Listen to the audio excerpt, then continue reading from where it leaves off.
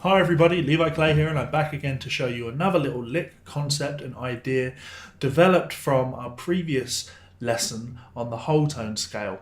I've been practicing my whole tone ideas or developing wider intervallic ideas, and I came across this nice little sequence which is both a fun little warm-up exercise on the instrument but also something that you can pull out at speed in a solo and it sounds a little bit out there, a little bit wacky.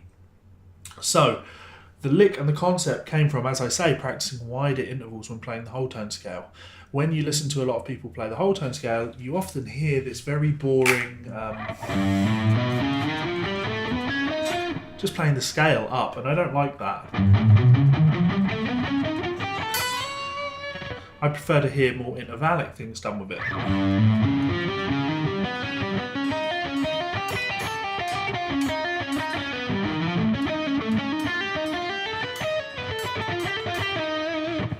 That's not the lick, obviously.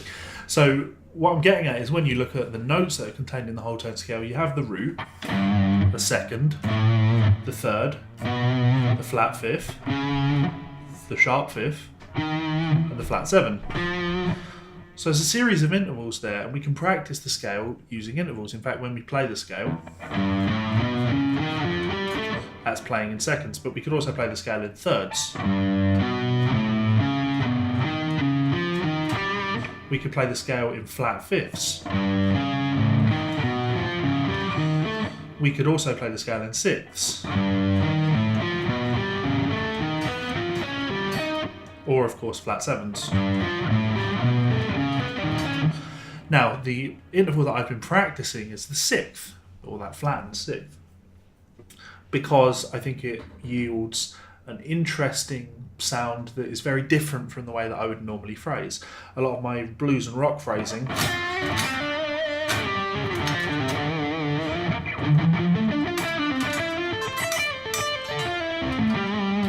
doesn't tend to include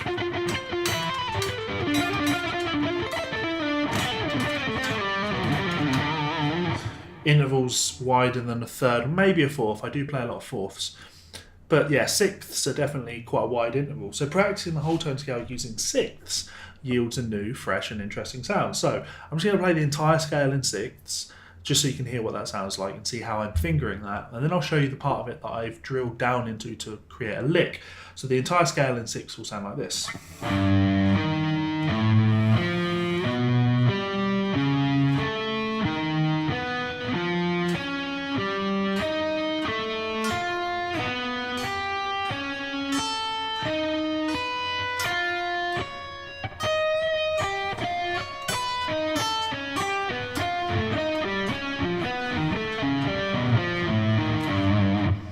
Interesting wider sound. Not about that the sixth thing. Really, when you're playing a scale like that, a symmetrical scale in sixth, it's not really about a fingering that you're using. You can finger that in any way. Just take any note of the scale, play a note of sixth fire. You could literally just go. It gives you the same effect. The part I really liked was this part.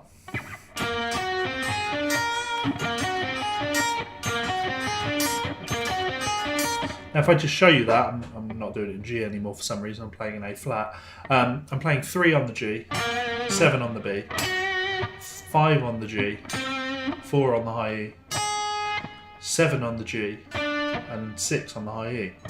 And that's fingers 1 and 4, 1 and 2 and 1, and then 3 and 2. Now you might be tempted to play that with 4 and 3. And that's a nice dexterity exercise. There's actually a reason I'm using 3 and 2 here. The lick begins with expansion in the hand. My hand is stretched open.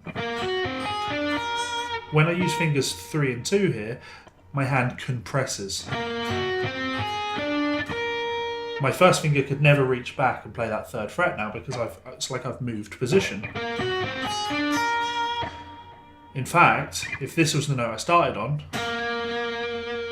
my finger is now a lot closer to the next note in the whole tone scale, the C. So I can then play the exact same sequence but starting on C.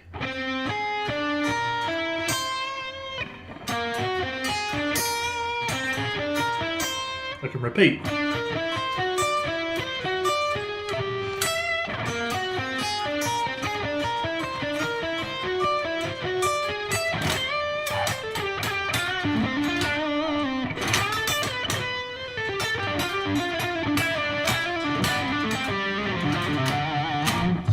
So, as a sequence, I'm kind of hearing this as being in D.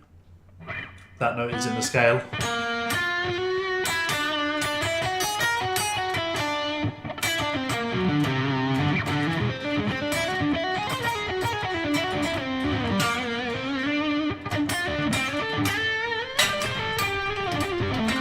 So I'm playing D whole tone. And that way, when I end my phrase, if I see it as being in D, it's appropriate in that kind of D minor sound. So it's definitely an outside sound, but it's a nice sequence. So I'll play it nice and slow for you and gradually build up the speed. I'm going to start on the B flat. I'm going to play the lick 1, 2, 3, 4 times, and then end on that bend on the 13th fret of the B string. So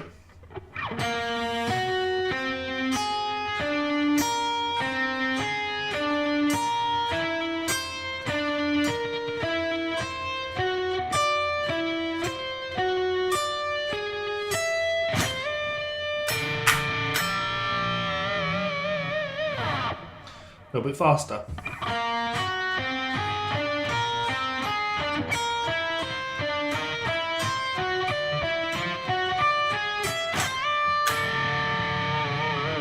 A little bit faster.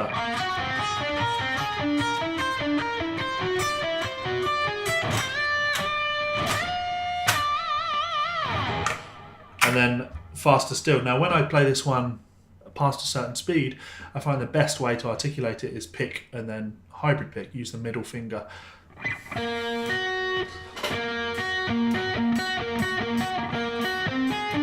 So that's pick finger. Let me get this.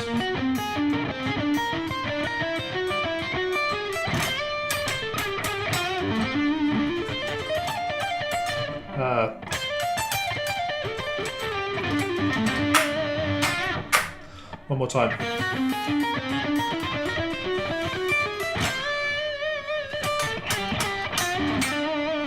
Now, as an idea, this is a cool one because you can take it as high up on the neck as you like.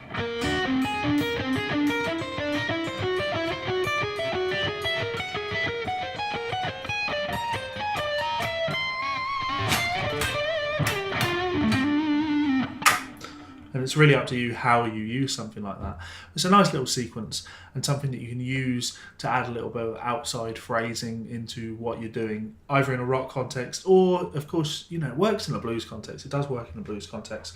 I'll just quickly throw that blues context out there. Same principle as before. If I'm playing a blues in A,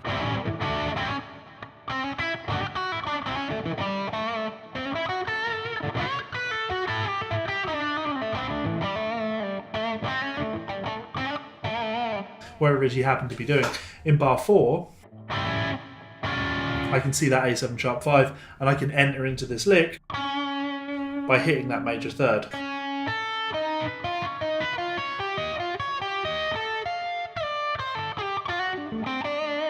So if I just give you that, the sound of that, we have this 3, 4.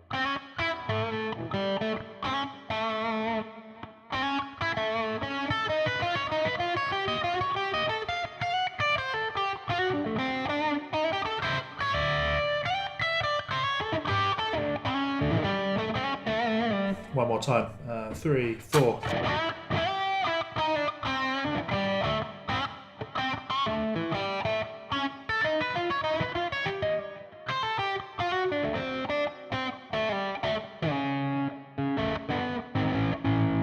And again.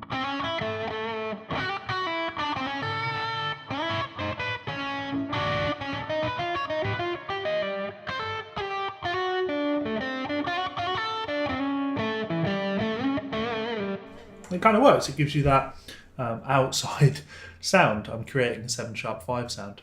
So hopefully that was of interest to you and it got you what you were hoping to get out of this. Lastly, huge thank you to these people over here. patron type people. These guys will support me over on Patreon, $10 tier.